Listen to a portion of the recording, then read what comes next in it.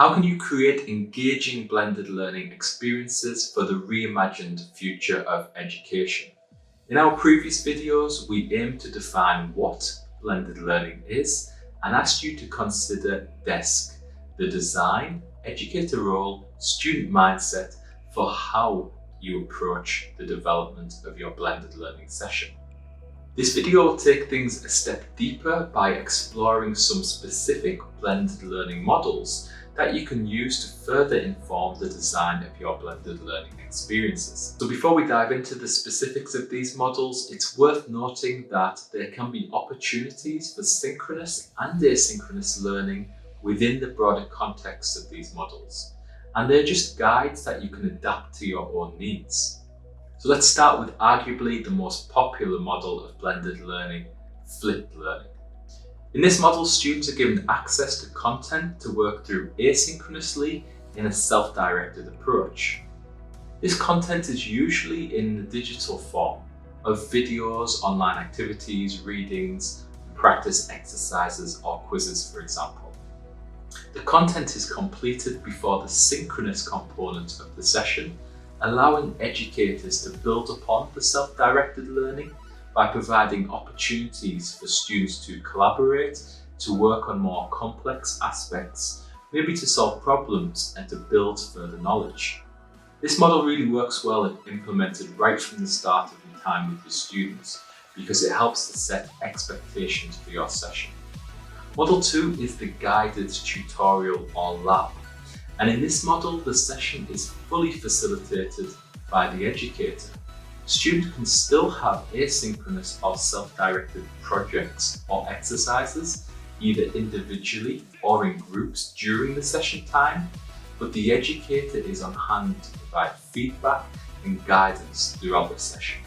This model can be a nice gentle shift towards blended learning, as it provides a lot of support from the educator initially that could be reduced for more self-directed work as sessions progress.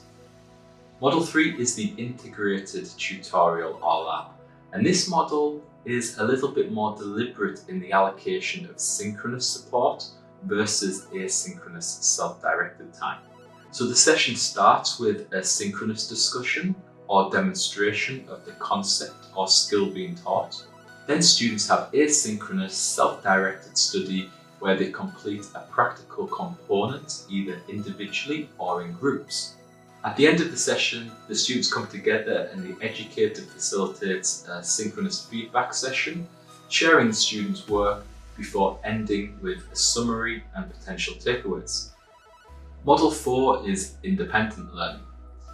Students start with asynchronous, self-directed study, receiving instructions and directions to work either individually or in groups for the majority of the session. They have an option for scheduled synchronous access to the educator for questions and guidance if needed, but this model gives students flexibility around when they carry out the asynchronous work and if they want the educator support. Therefore, as you can imagine, this model is best suited to postgraduate students as it gives a lot of autonomy. Model 5 is a project-based approach where students can work independently or in teams to actively explore real-world problems and challenges. Students are self-directed and work asynchronously on their projects. And educators can arrange brief check-ins if needed during this time. But finally, everyone comes together synchronously and students share their project updates, engage in peer critiques, seek support, and participate in other learning activities. And finally, Model 6 is a self-directed course. And this model provides students with the flexibility to study at their own time, at their own pace, as all components are asynchronous. In this approach, students might be asked to watch videos, engage in research, complete group assignments, and share feedback and comments in discussion forums, for example. Structure can be provided via scheduling the assignments to help with the course pacing and momentum. However, educators may also allow for early submission and flexible deadlines. So in summary, these are just a few potential blended learning models that can help inform your learning design.